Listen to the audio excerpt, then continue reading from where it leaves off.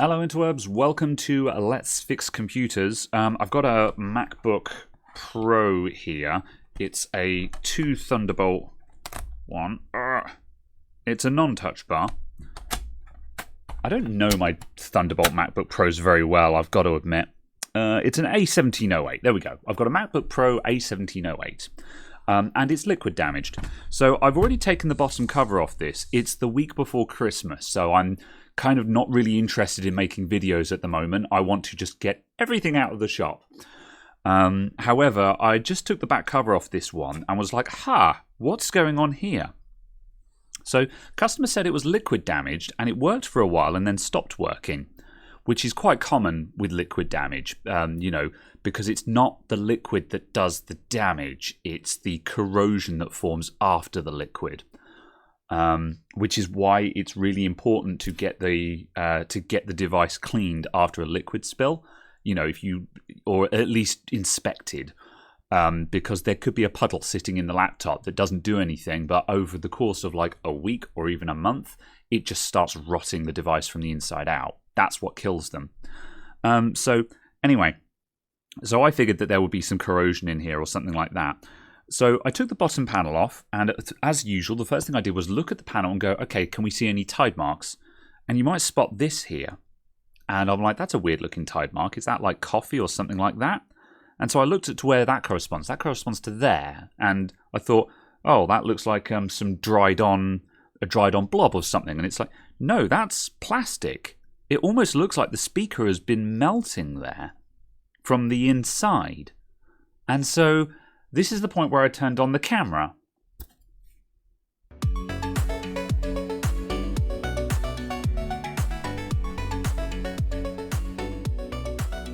So let's see if we can take this speaker out and have a closer look. I'm wondering if it's shorted one of the speaker amps or something like that. In fact, the first thing I'm going to do is switch on the multimeter, and I'm just going to check this capacitor here. This one is notorious for going dead short circuit. So I'm just going to have a quick look and just see if we're actually shorted. The battery's plugged in. Do we have power around here, or has the battery died? Nothing there. Nothing there. Okay. If the battery is plugged in, but there's no power, so I'm just going to quickly do a very cheeky short test. I think that side is ground. Yeah, so we're getting 0 there. Okay, the capacitor is not shorted, so there's no short on that rail, which doesn't mean that there's no short in the laptop. It's just, I was just taking a very cheap pot shot there. Let's get this speaker out and see if we can see what's happened to it. I can't see how a bad speaker would stop the laptop from starting, but also it might be something under there, because these modern Macs are weird, and there are lots of connections on the back of the logic board. And I'm wondering if it's not the actual speaker, but something on the back of the logic board. Because also, like, the actual speaker is there, and I think this is just a resonator chamber. I don't think these have, like, subwoofers in them. I'm speaking out my ass. I'm just going to undo the screws.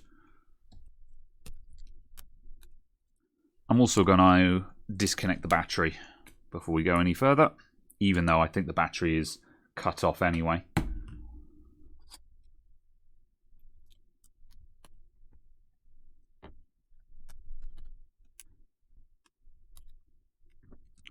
What else is holding this speaker in? Glue, I think.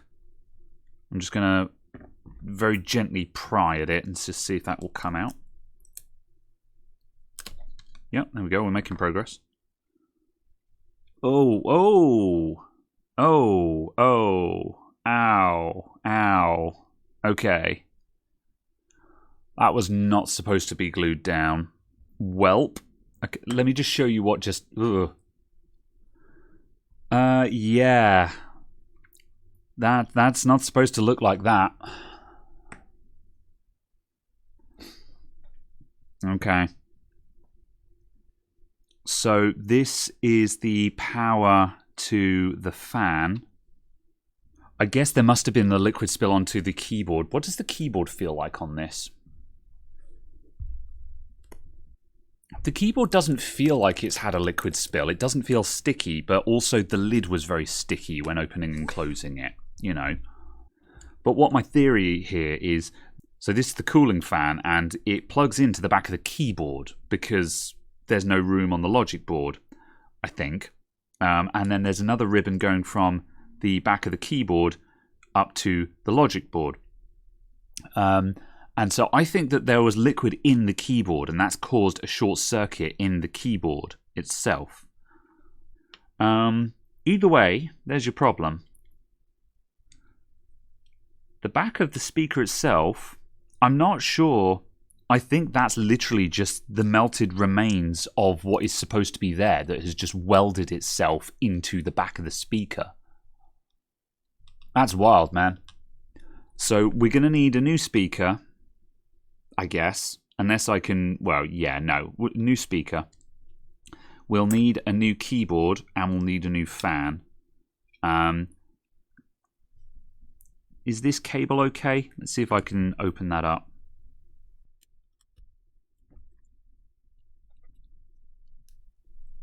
Ooh. Oh.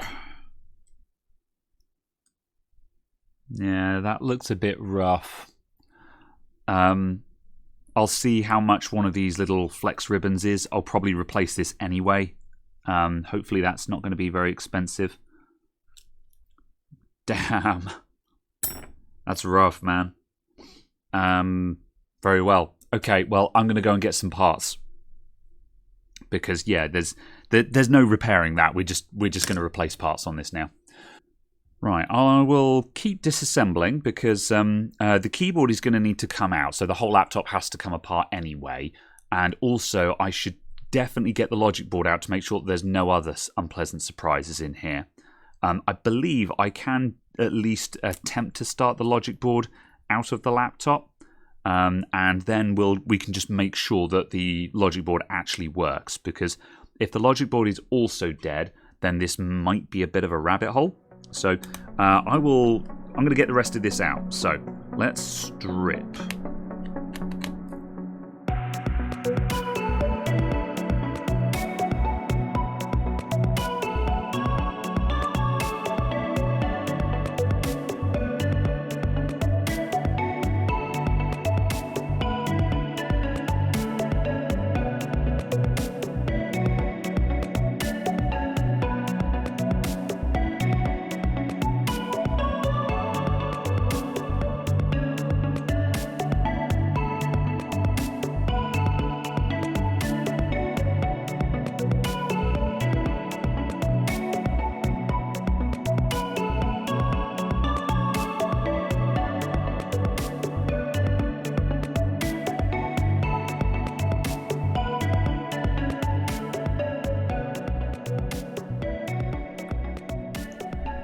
Alright, so the rest of the logic board is nice and clean.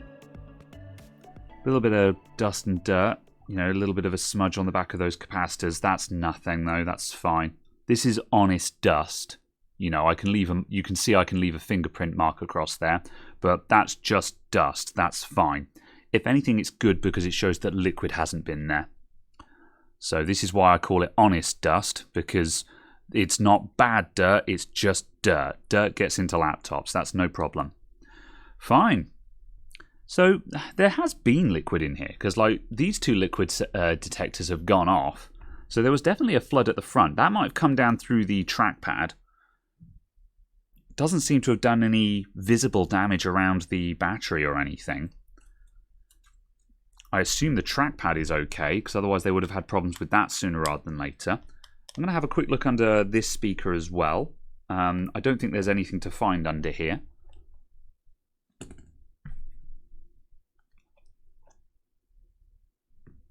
Yeah, that speaker looks completely fine. No problems. Alright, joy of joys. The battery and the trackpad need to come out in order to get this keyboard out. I haven't actually done a keyboard replacement on one of these before. We might be about to find out what's involved in that. Man, there's nothing left of that. See, I just didn't think there would be anything high energy enough to do that kind of damage. I wonder whether it's the keyboard backlight, because the keyboard backlight has probably got enough grunt in it to do this kind of damage.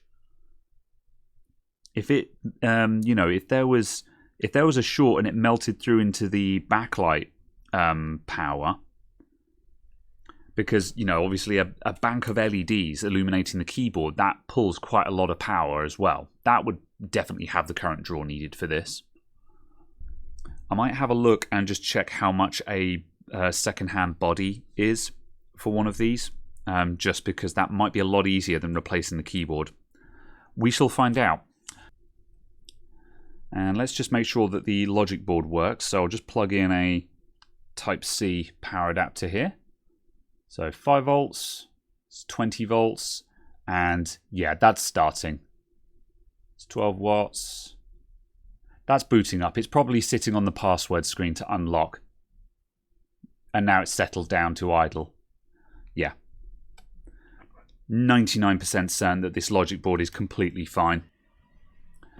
So we should obviously be very concerned about if there's been any damage to other parts of the logic board. It does turn on, but does everything work? Like, if the keyboard connector is fried, then it doesn't really matter if the board starts or not. So looking at this is the keyboard flex under the microscope, and you can see we've got some bent pins, we've got some burned pins there that have obviously seen some high current.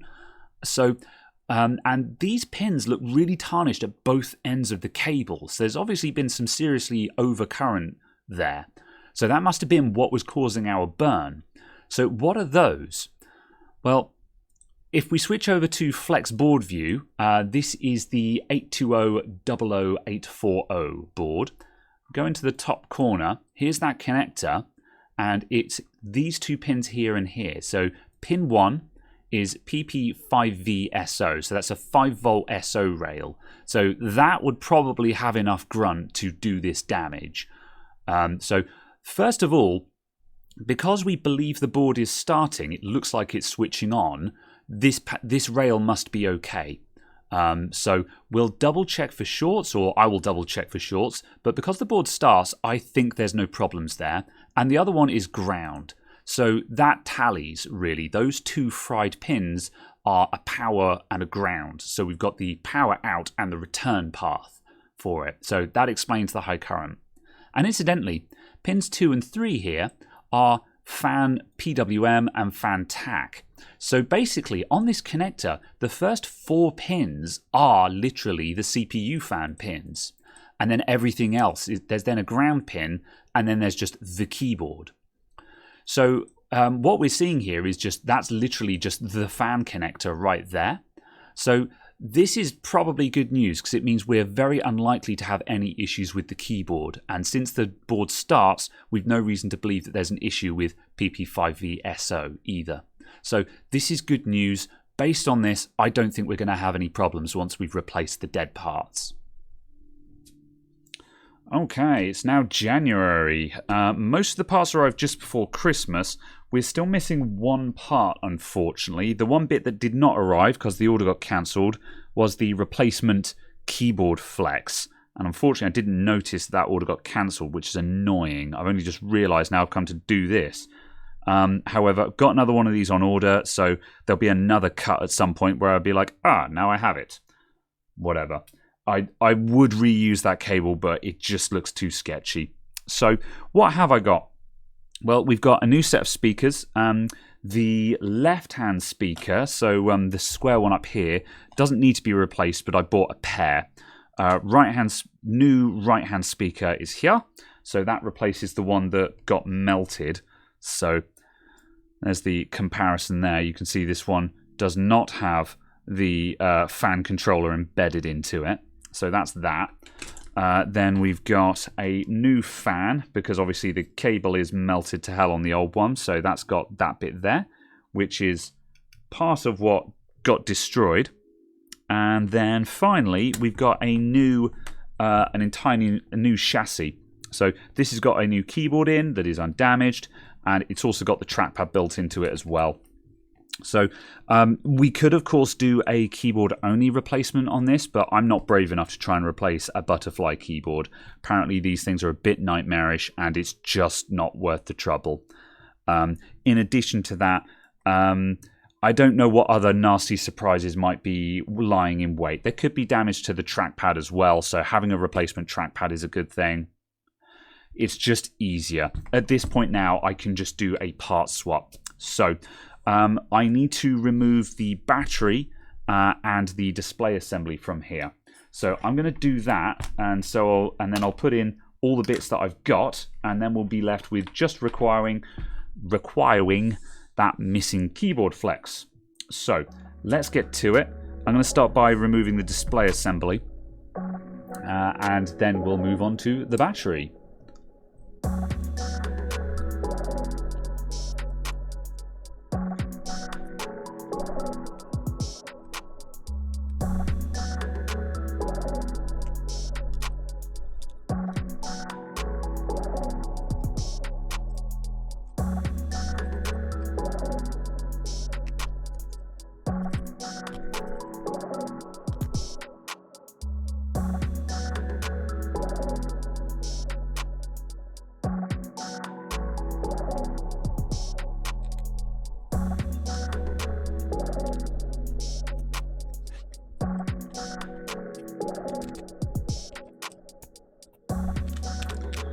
Right, there's our display assembly. So now we just need to deal with the battery.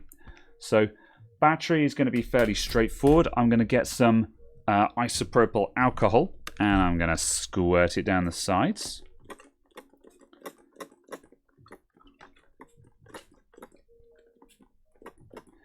Now, I've done this strategy in quite a few videos.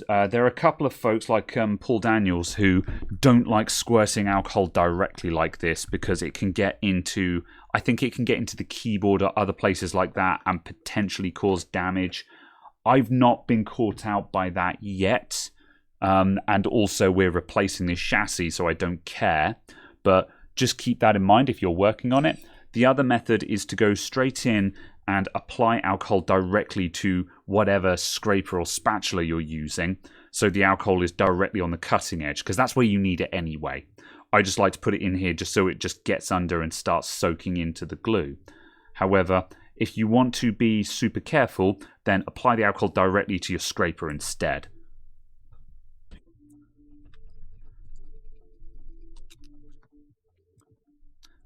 This is very cold and it doesn't want to move, so I'm actually going to apply just some heat to this thing. I'm going to get my hot air station and just take the nozzle off. And I'm just going to run it at, I don't know, 200 degrees maximum airflow. I'm just going to use this just to get some warmth into the chassis. So we're not looking to cook the battery here, we're just warming things up. I'm not actually going to bring the battery up to 200 degrees, because that would be insane. My objective here is just to take the chill out of it, because this is a metal chassis and I'm in a cold room because it's winter. So I just want to take the chill off of everything so the glue doesn't fight me quite as much. So I'm just heating up the top, and as you can see, I'm not hanging around long, and I'm keeping my hand here just so I can tell if the battery is actually getting heat into it. I'm going to turn it over and apply from the top. I can be a lot more liberal on the top because we're going into metal now and not directly onto the cells. The trackpad is not going to help, but... So when you're doing this, the airstream will be hot, but again, like, the actual palm rest where I'm applying the heat is barely lukewarm. So even though I'm sort of going with the hot air here, there's not actually a lot of heat going into the device. We're literally just trying to bring it up above room temperature, that's all.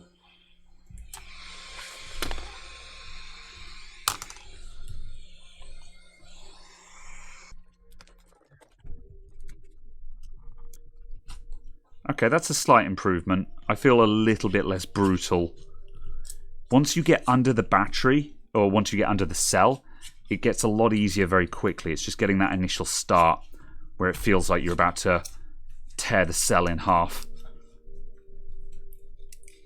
and start a small supernova on your desk. There we go. That's one cell up. And I'm just going to put, just squirted some alcohol onto the adhesive below that just so it doesn't try and stick itself back down. Which doesn't really cause an issue in my experience, but it's just one thing you could do without when you're doing this.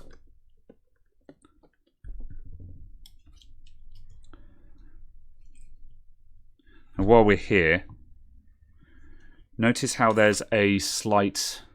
See this ledge here along my fingernail line there? You need to avoid getting your... If you get stuck on that ledge, you won't get under the cell. So you need to start up the top there so you can ride along that top bit and then slide down like that. That's the path I'm trying to take under the battery. So I'm going to start near the center to get above that lip, and then I can work my way down.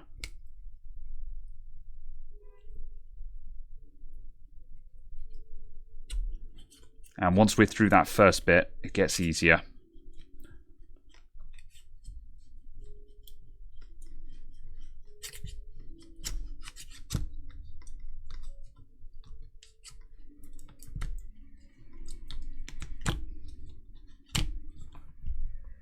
There we go. And once again, we've managed to get that cell off with minimal damage. All right, time for the middle one. So I'd be a bit worried about the trackpad.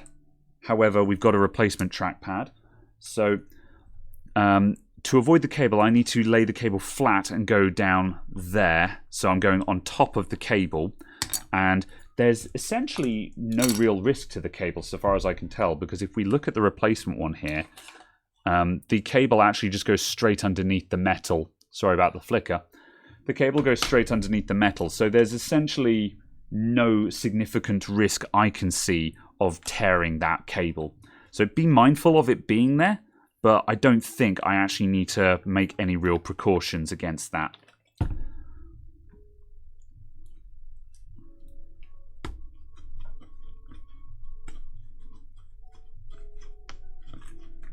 I'm stuck on a ledge here. Let's go up to the end like we did with the other ones.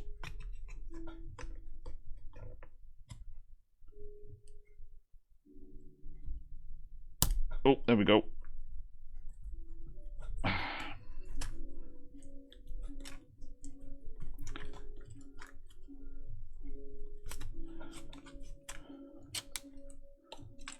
Whew.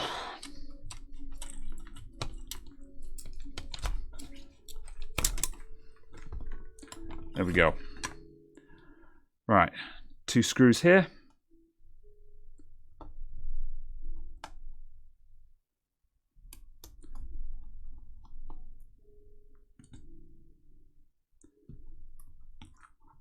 And there's 1 battery out. And yeah, I didn't do no damage to the cable whatsoever there. There is a fair bit of exposed stuff, so you do want to be careful, but we're all good. Good. Right, that's everything we need from here. This speaker is fine, so I'm going to keep that. I'm going to take out the trackpad as well. You know, actually, I may as well just remove the trackpad while I'm here, because then I can put it into my spares. Because I'm not going to reuse this. I'm not going to reuse this top case for anything. It's not even good as a tester because it has an exploded keyboard on it. So I'm just going to. I don't know how this trackpad comes out, so I'm just going to take out every screw in sight, and then we'll see what I didn't need to remove.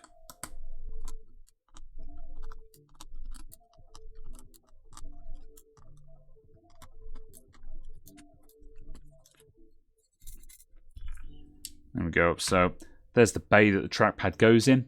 And as usual, if you're having issues with the trackpad, you can remove the trackpad and just clean this area out. You see where we've got this gunge and grime and grit that's gotten down here?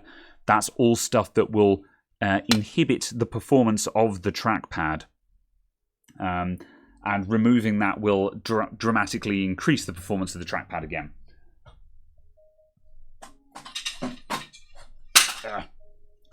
Not something that I really have to do with modern Macs. It used to be very common on the old unibody Macs, though. Very common fault.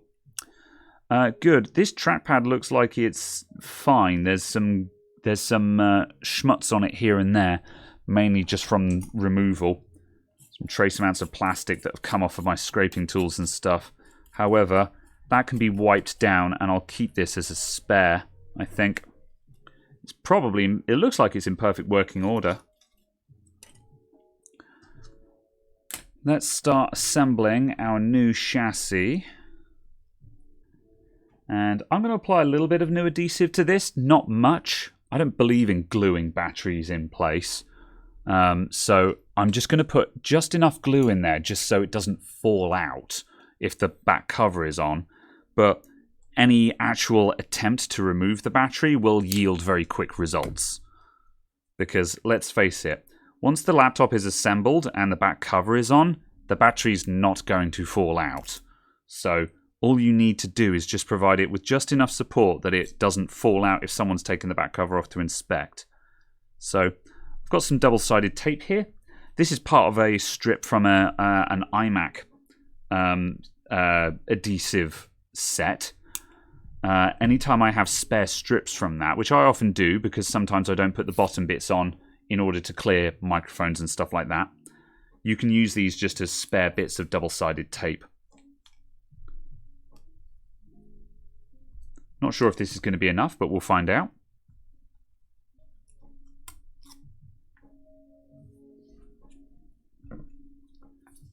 Alright, battery. So when fitting batteries in, I recommend just roughly line it up and then get the screws in for the control board first, because that's the only bit where the alignment really, really matters. So get this guy positioned and the screws in, and then work backwards from there.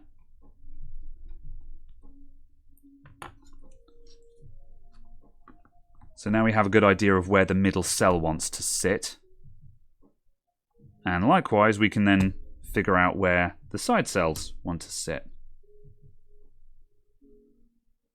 Alright, just give that a firm press.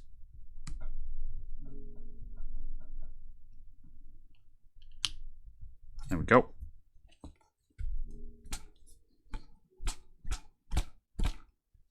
Good old shake, and those don't want to come out.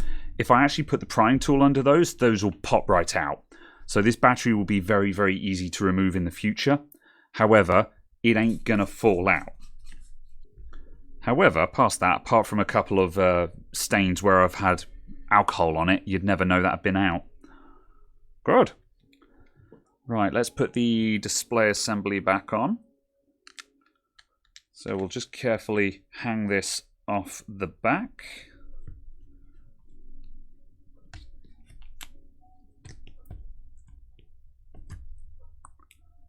Everyone in, no cables trapped, all good.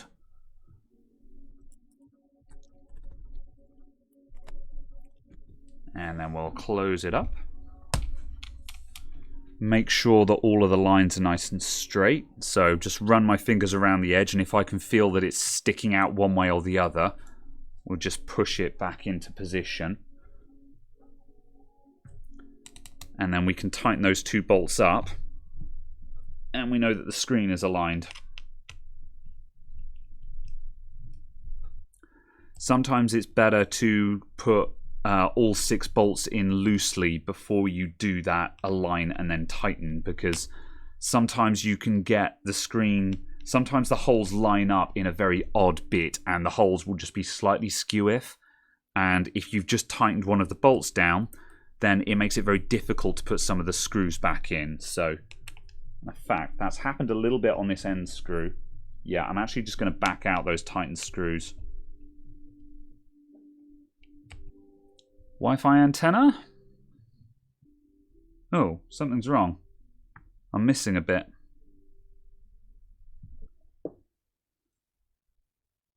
Huh. This bit's actually removable. Today I learned.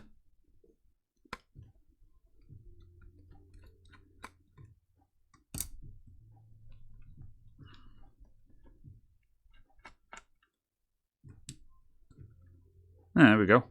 Didn't know that bar was removable.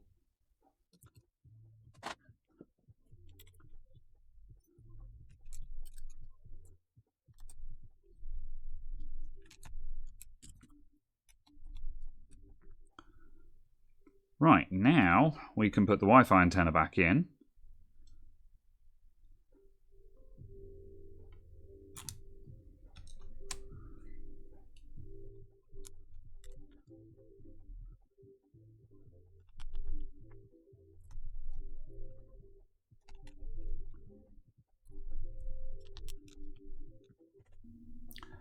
Now all of these sodding tiny little pentalobe screws. The screw bit I have for these is knackered. These screws are so small that they're incredibly easy to damage, both the screws themselves and your screwdriver head. I've got a Wera T3 for these small boys. However, I don't have a nice high quality screwdriver for these yet. I need to buy a new one. I'd be interested to know if anyone knows a good quality one that I can rely on. Because when you do this for a living, you will just shred cheap tools. They won't last. A lot of tools are perfectly fine for hobby use. However, professional use and hobby use are two very, very different categories. It's a lot like with power tools, you know. A cheap electric drill is fine for DIY around the home, but you try and use that as a professional tradesman and you'll just kill it within a week. And it's the same with screwdrivers. A lot of screwdrivers are completely fine, all you need for hobby use. However, when you use them all day, every day, they'll wear out incredibly quickly. Which is why professionals like me rave about companies like Wera, because their screwdrivers don't wear out. And the wear out and Wera pun is not intentional. Also, Wera, please sponsor me. I'll shill your products real good. Or I fix it, if their lifetime warranty is actually decent. New cooling fan.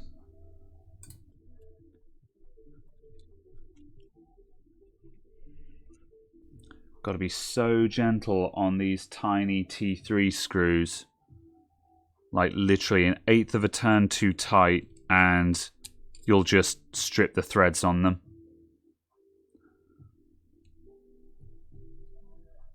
Utterly ridiculous. So our speaker is going to go like that. So those screws stay unpopulated. Logic board is going to go in there. So that guy stays undone, so we need a screw for there. Not done much reassembly on these era MacBooks, which is why I'm sort of going very slowly and carefully.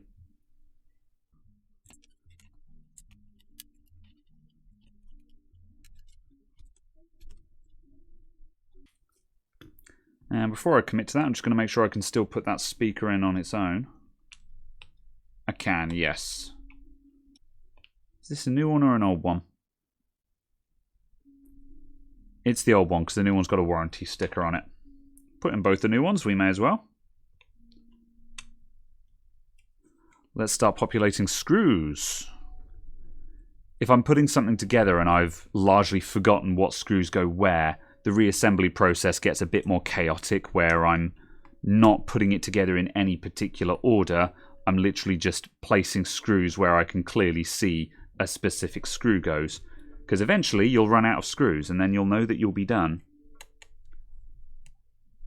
Right, that's everything in place except for the speaker and the keyboard cable. So I'm now waiting for that keyboard flex to come in.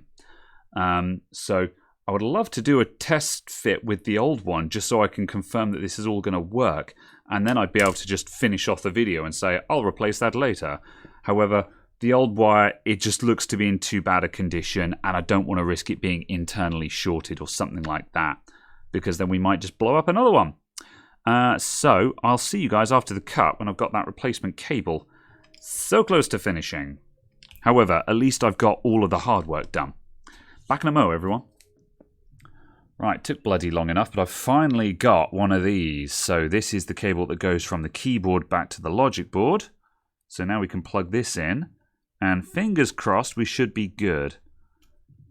Considering I waited like another 2 weeks to get this cable, I will be furious if this doesn't work. I will be immeasurably sad.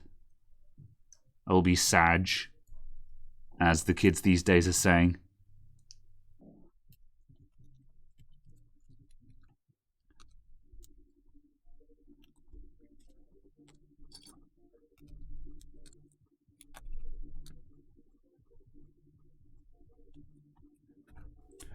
Right, everything is plugged in and screwed in. I've got 2 more. Oh, I'll tell you what, we may as well put those in. I was going to wait until after I'd seen it switch on before putting these 2 screws in. However, I've come this far, I may as well. Here we go. Charger in.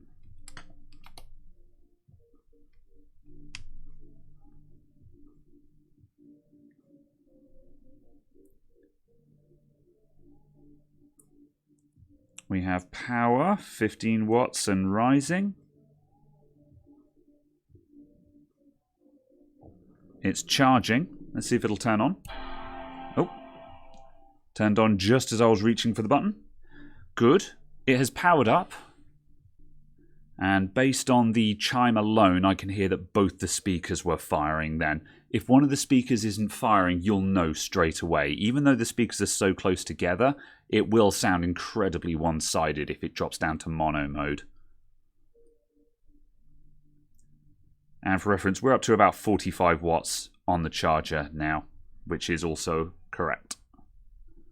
I think these things go up to 65 watts for the MacBook Pro, but usually I expect to see about 20 watts worth of battery charging, and then like 15 to 30 watts of power usage kind of thing.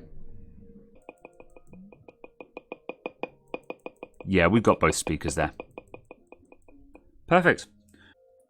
Right, we're all done. So, as you can see, a very daunting looking laptop was actually just what I call an assembly job, where you don't really have to fix anything per se. All you need to be able to do is just take the laptop to bits, replace the parts that are exploded, and put it back together again. So, thank you everyone for tuning in, and I'll see you next time. Bye.